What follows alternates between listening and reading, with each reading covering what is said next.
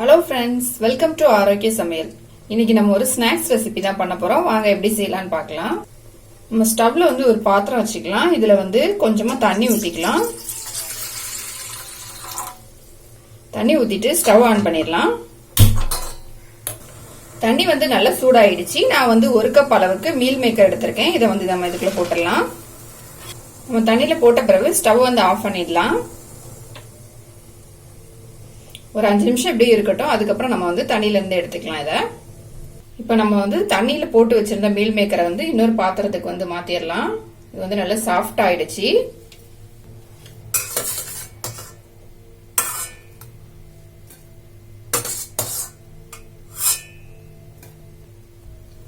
நான் மீல் மேக்கரை இன்னொரு பாத்திரத்துல மாத்திட்டேன். இதுல கொஞ்சம் நார்மல் வாட்டர் ஊத்தி வச்சிடலாம். இப்பதான் நம்ம சூடு போன பிறகு இதுல புழிஞ்சு எடுக்க முடியும். இப்ப தண்ணியில இருந்து நம்ம இதை புழிஞ்சு எடுத்துக்கலாம்.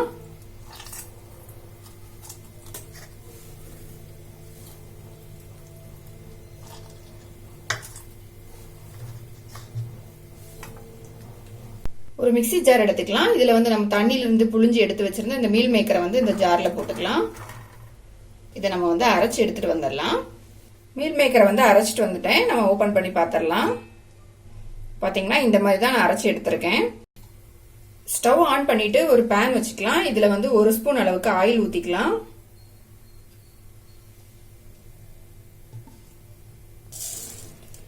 எண்ணெய் சூடான பிறகு 1 ஸ்பூன் அளவுக்கு ஜீரகம் போட்டுக்கலாம். ஜீரகம் நல்லா பொரிஞ்சிருச்சு. இப்போ 2 பெரிய வெங்காயம் நீள நீளமா கட் பண்ணி வச்சிருக்கலாம்.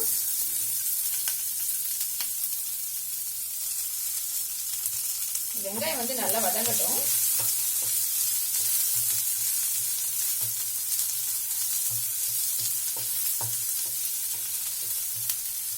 வெங்காயம் நல்லா வதங்கிடுச்சு. இப்போ 1 கப் கேரட் துருவி வச்சிருக்கேன். இதை நம்ம இது கூட போட்டுக்கலாம். கேரட் போட்ட பிறகு நம்ம மிக்சியில அரைச்சு வச்சிருந்த மீல் மேக்கரையும் போட்டுக்கலாம்.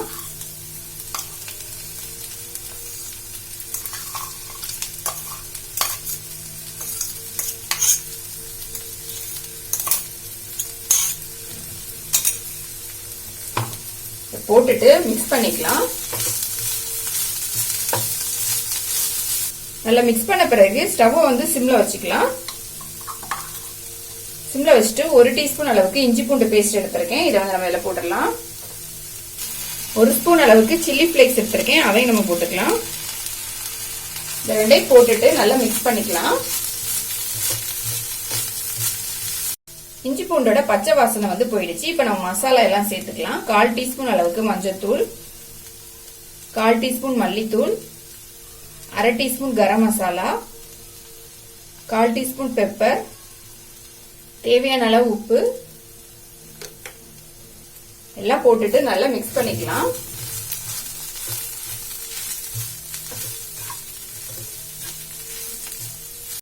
மசாலா எல்லாம் போட்டு மிக்ஸ் பண்ண பிறகு ஒரு 2 நிமிஷம் நம்ம க்ளோஸ் பண்ணி வச்சிடலாம். இந்த மசாலாவோட பச்சை வாசனை எல்லாம் போய் எல்லாம் நல்லா ஒன்னா மிக்ஸ் ஆகணும்.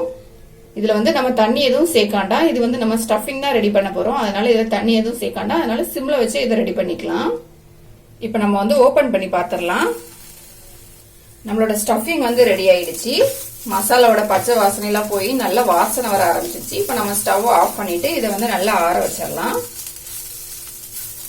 நம்ம ரெடி பண்ணி வச்சிருந்த ஸ்டஃபிங் ஆறதுக்குள்ள நம்ம மேல் மாவு ரெடி பண்ணிக்கலாம். ஸ்டவ் ஆன் பண்ணிட்டு ஒரு கடாய் வச்சுக்கலாம். இதுல 3/4 கப் அளவுக்கு தண்ணி எடுத்திருக்கேன். இதை நம்ம இந்த கடாயில ஊத்திக்கலாம். கொஞ்சமா உப்பு போட்டுக்கலாம். நம்ம ஏற்கனவே ஸ்டஃபிங்ல உப்பு போட்டிருக்கோம். அதனால கொஞ்சமா உப்பு போட்டுக்கலாம். தண்ணி லைட்டா சூடாகட்டும். தண்ணி நல்லா சூடாயிடுச்சு. நான் தண்ணி ஊத்தின அதே கப்ல 1 கப் அளவுக்கு அரிசி மாவு எடுத்து வச்சிருக்கேன். அதை இதுல போட்டுட்டு நம்ம நல்லா மிக்ஸ் பண்ணிக்கலாம். மாவு போட முன்னாடி நம்ம ஸ்டவ் சிம்ல வச்சுட்டு போட்டுக்கலாம்.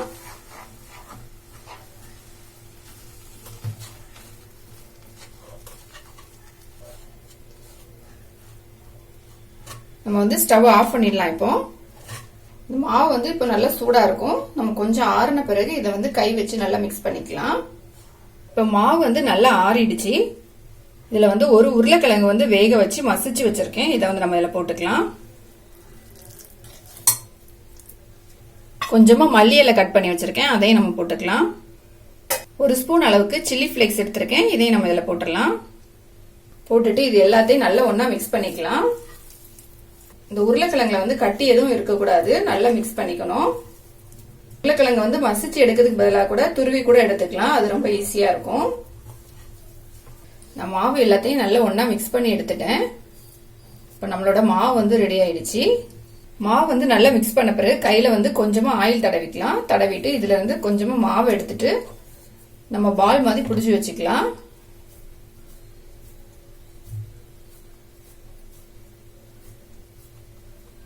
இந்த மாதிரி கொஞ்சம் பெரிய சைஸாவே ரெடி பண்ணிக்கோங்க. ஏன்னா நம்ம உள்ளாடி வந்து ஸ்டஃபிங் வைக்கணும்ல, அதனால வந்து கொஞ்சம் பெருசாவே இருக்கணும்.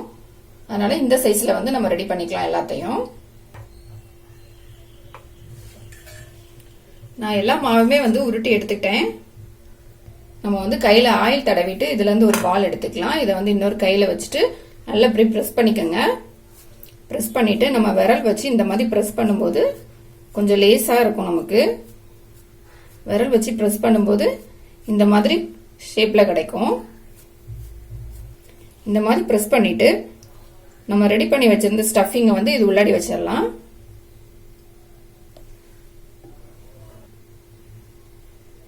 இந்த மாதிரி சென்டர்ல வச்சுட்டு நம்ம வந்து இதை நல்லா கவர் பண்ணிக்கலாம். இந்த மசாலா எதுவுமே வெளியே வரக்கூடாது.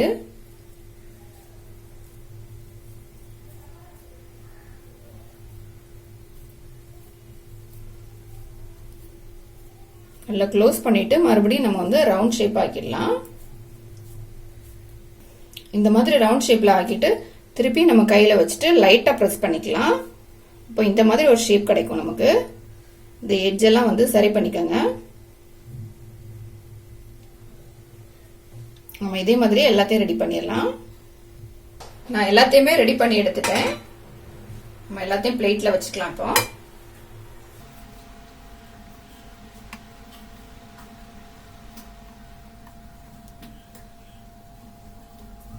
இப்போ நம்ம எல்லாத்தையும் வந்து ஆயில்ல போட்டு ஃப்ரை பண்ணி எடுத்துக்கலாம்.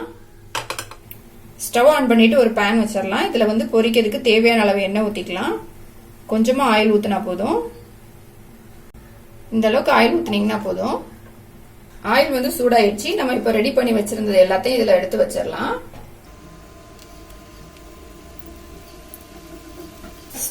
ஸ்டவ்வை வந்து மீடியமான ஃப்ளேம்ல வச்சு நம்ம இதை ரெடி பண்ணிக்கலாம். ஒரு சைடு வந்து ஃப்ரை ஆயிடுச்சு. நம்ம இன்னொரு பக்கம் வந்து திருப்பி வச்சிடலாம். இதை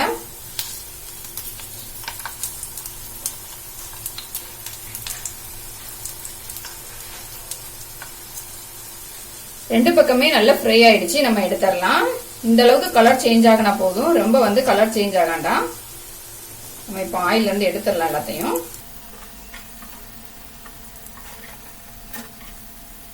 நான் எல்லாத்தையுமே இப்போ ஆயில்ல இருந்து எடுத்துட்டேன். நம்மளோட ஸ்நாக்ஸ் வந்து ரெடி ஆயிடுச்சு. நம்மளோட கிறிஸ்பியான ஸ்நாக்ஸ் வந்து ரெடி ஆயிடுச்சு. இதுல உருளைக்கிழங்கும் அரிசி மாவும் சேர்த்துருக்கிறதுனால வந்து மேல் பக்கம் வந்து ரொம்ப கிறிஸ்பியா இருக்கும். ஸ்டஃபிங்கும் வச்சு சேர்த்து சாப்பிடும்போது ரொம்ப டேஸ்டா இருக்கும். கண்டிப்பா ட்ரை பண்ணி பாருங்க. இந்த வீடியோ உங்களுக்கு பிடிச்சிருந்தா லைக் பண்ணுங்க, ஷேர் பண்ணுங்க. மறக்காம என்னோட சேனலை சப்ஸ்கிரைப் பண்ணுங்க.